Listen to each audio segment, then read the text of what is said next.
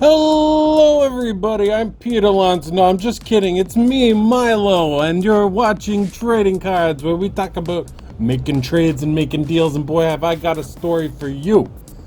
So I made a trade the other night at a local bar right before a punk show. It was a friend of the channel, Chris.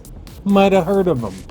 He said he had to meet under the cover of darkness, which I thought was weird, but he's a weird guy. So I get to the bar and there he is, way in the back, sweating as if he forgot to study for midterms. I says to him, "Bro, what's with all the secrecy? Why'd you tell me to show up here with my get that rich binder?" He whispers, "Let's make this quick. They could be anywhere." Next thing I know, he's unfolding a handkerchief stained with either oil or dark blood or HP sauce. "You gotta take these from me," he says. "I can't have them on me anymore, it's too risky." His left hand shaking, reaching for his drink, while the other slid a fat stack of action my way. Alright, I'll take them. I had to agree. We've been through way too much together. "But you gotta tell me if these things are cursed," I said. "Might as well be." Chris spoke to himself, but I could hear the words under his breath. He finished the drink in one gulp and proceeded out the door, sanitizing his hands with Purell as he exited. Want to see these cards? Pretty excited now, huh? Alright, so the first one's not that exciting because we just opened a bunch of this and it looks pretty much the same, right? Wrong! This is Series 1. We opened Comic Ball Series 3 earlier. This features Pepe Le Pew, which was a character. Oh, we did see Pepe. I was going to say he wasn't in Comic Ball 3, but he was definitely there. He was there. This one is a card for the comic Curveball, and it says, "I am irresistible, no?" on the back of the card. In Series 1, they did this. In Series 3, we obviously saw the backs of the cards with trivia questions. But in Series 1, both sides of the card were cards because they were meant to be put in a special binder so that you could get comics. And they would just go one card to a pocket in the binder, and you would see both sides, you know, get double the story, you know, save some trees. Okay, so we got a top secret tips. I'm showing you the back of this card because the front is a sticker that has been peeled off. I don't know why this was included, but hey, maybe you need a top secret tip.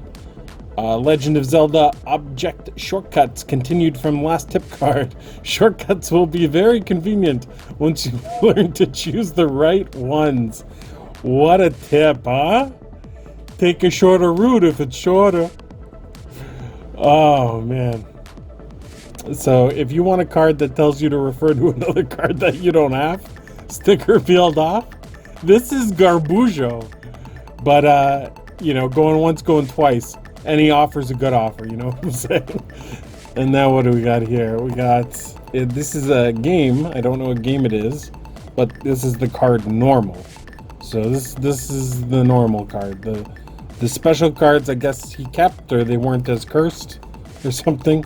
Maybe the whoever he was referring to got to him.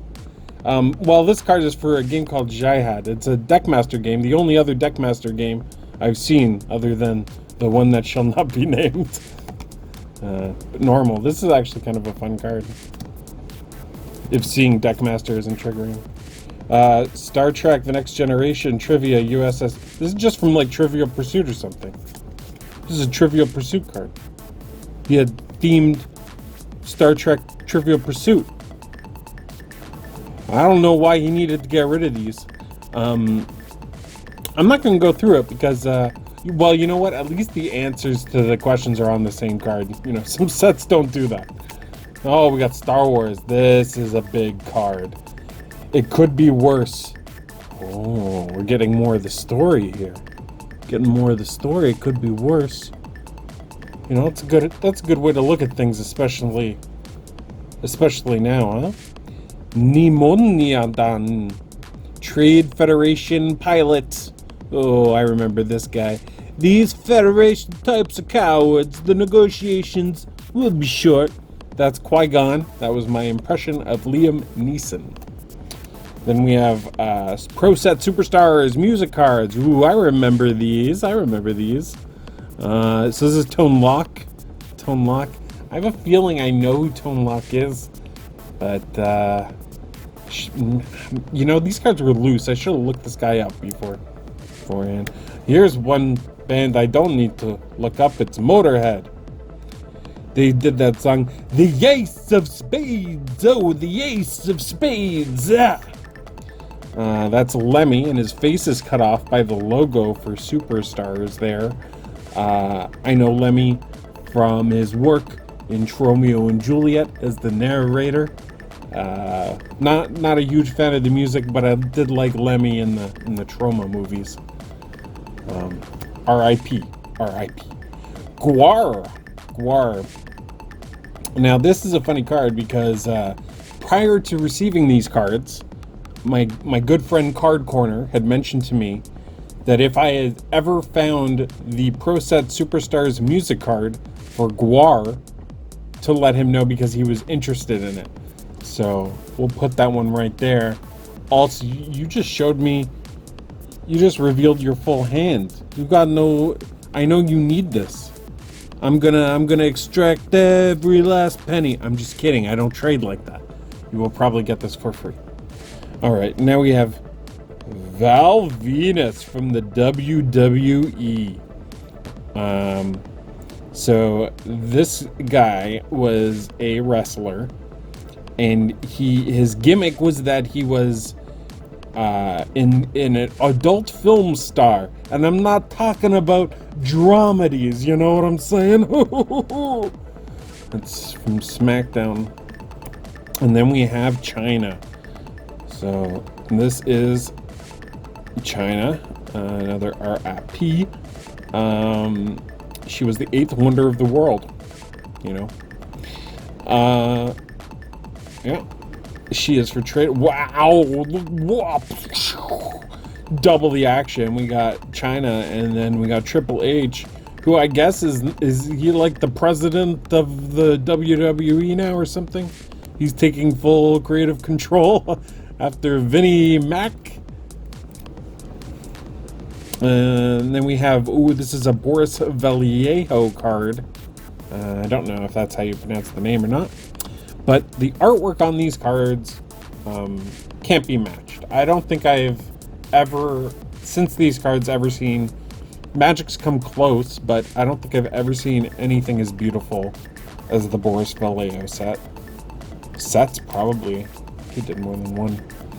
So simple in the back. The backs kind of remind me of the printing on the TSR 1992 collector cards part 1, you know. But this is for Excalibur. You know, it looks like King Arthur. Really beautiful card.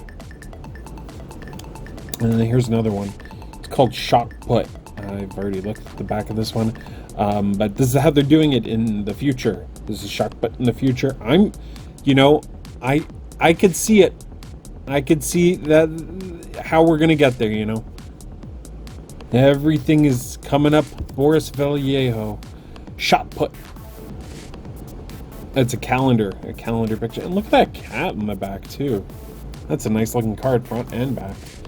Now we got some Batman. We got on the first one, Jack Nicholson is the Joker, the Master of Disaster, which was my nickname in high school. And what we got here? Trick or Treat. How appropriate. We just passed October. We just missed it. Dang. Yellow border, so I believe one of these is Series 1, the other one Series 2, maybe? I don't know. Let me know if you know more about that. And that's what the back looks like. And now, so the next two cards I've hard sleeved. You probably already got a peek at it. But the next card is now the oldest card that I'm going to have available for trade. And that is, I believe, the original series of Star Wars 3PO's Desert Trek. It has the French writing on the bottom there, so you know it's Canadian printing. It's hard to see anything going on here in this picture.